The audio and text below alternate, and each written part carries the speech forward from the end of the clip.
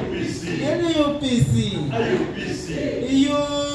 UPC.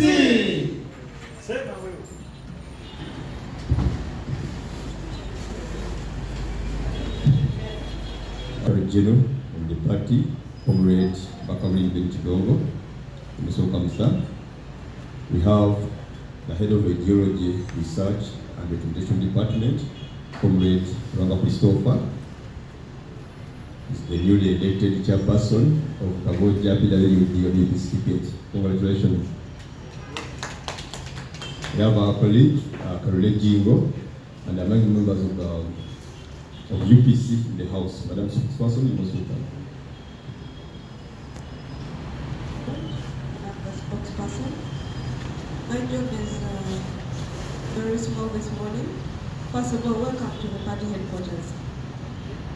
This morning, the President has decided to grace us with his presence. And with that, I would like to invite him to come and address the media. Yes, sir. On our grassroots program, which successfully took off on the 14th of June. And I want to commend the UPC members who came out to participate in the branch elections, which is the village structure in the Lamu sub-region. This activity is rolling out to other areas, but I really want to appreciate those who came out. And the provisional results have over 285,000 members participated at the village level. For those who may not be very familiar with politics, as somebody who has been engaged in the politics and elections, that to me is a wonderful starting point. 6 months out of the election, that we have such a number. If we're talking in military terms, that is basically a field army. A field army can be anywhere between 80,000 to 300,000 people, but this is now closer to 300,000. And looking at the general elections and the target of the general elections, I am very comfortable and happy that as UPC we have started on the right footing, and we expect a very good result or a very good turnout coming to the 2026 elections. So I'm appreciating the UPC members, the Party Electoral Commission, and the party leaders for handling this election. And yes, with every election there were some problems in some areas, but those matters are going to be dealt with, and we're going to come up with a very formidable structure which is going to be able to underpin the UPC's campaign for the 2026 election. On another note, during the State of the Nation, the President made some remarks which I felt needed to be corrected. And this touches on the historical economic perspective of where Uganda is and where Uganda has reached. I felt that the President was very liberal with some of his statistics and facts. Example, he was saying that the economy, all the taxes had increased, I think 25%. The economy had grown by 15 times from what it was in 1986.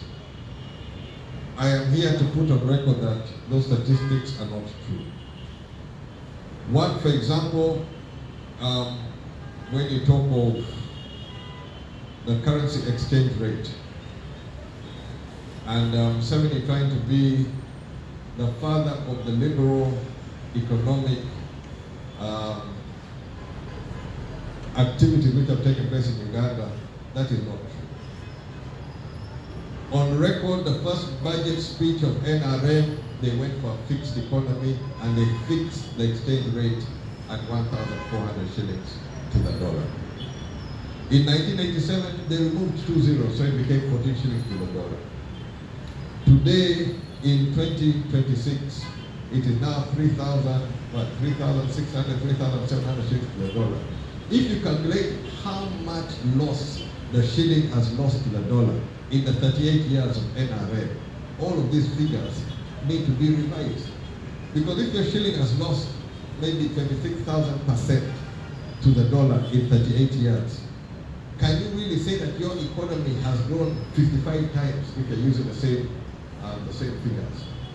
So I am going to, in this particular time, I'm going to really take the time and the effort to dismantle the claims and allegations made by NRM as far as the economy of Uganda is concerned, and also the facts of where they found the economy and what they've been able to do with the economy.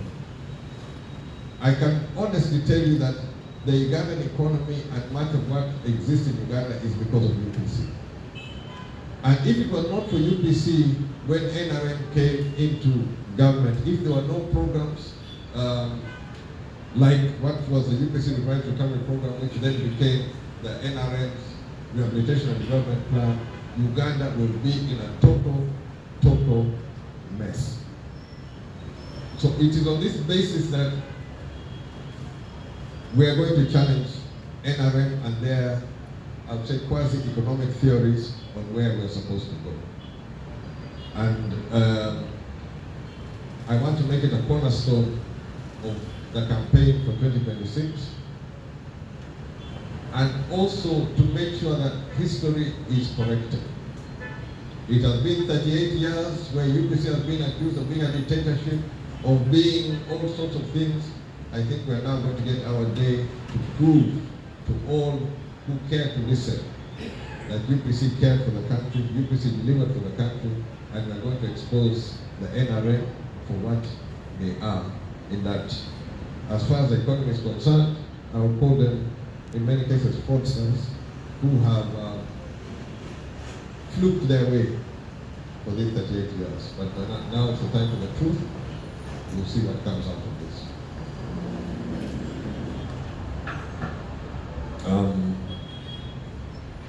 Other than that, the activities of the party are going to continue in preparation for 2026. We're going to continue with our party structures and our internal campaign to ensure that UPC is ready to deliver a credible pathway for development for the citizens of Uganda. I thank you. Personally, I do not support the issue of matters being handled in a military court. The whole nature of a military court or the military, it is subordinate to command. So it is most likely to be abused by those who hold command to use it to frustrate political actors and political activities without ever giving justice.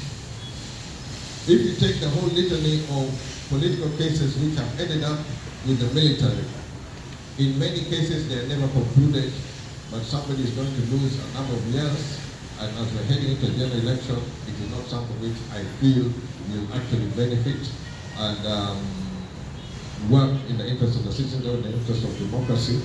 So I do expect the challenge to be there, and we're going to also see what role we can play in making sure that we're not going to be subjected to military law, including members of the press. Own assessment.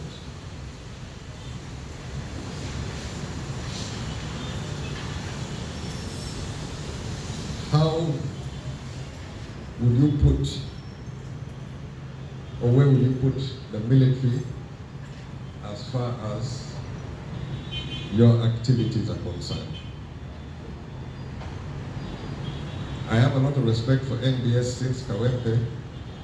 They have decided not to cover certain actors, but respect that this is our country. Apart from the politicians, you have a big stake in how we're going to handle this crucial election. And for me, as Ugandans, we must have this conversation. What is the best way forward for Uganda? Is Uganda working for all of us? Are we happy with the Uganda we have? If we can change, what would we change? And that's an honest question which we must all answer effectively come 2026. Because in my own assessment and knowing what is going on, I see we're heading for a crisis. I've been a member of parliament. I am not proud of the institution called parliament today. There are things which have taken place in parliament which do not augur well. And parliament is a very key, important institution which over the period of time has played a key role in many of the milestones Uganda has gone through. But when parliament is held hostage, who is going to speak for parliament? Who is going to expose what is going on in parliament, and who is going to give the public the honest truth? The future of Uganda is all our job. Whether the politicians are there or not, whether we handle ourselves in a responsible way, this is your country, this is our country. Let us do our best and work for the Republic of Uganda. Thank you once again.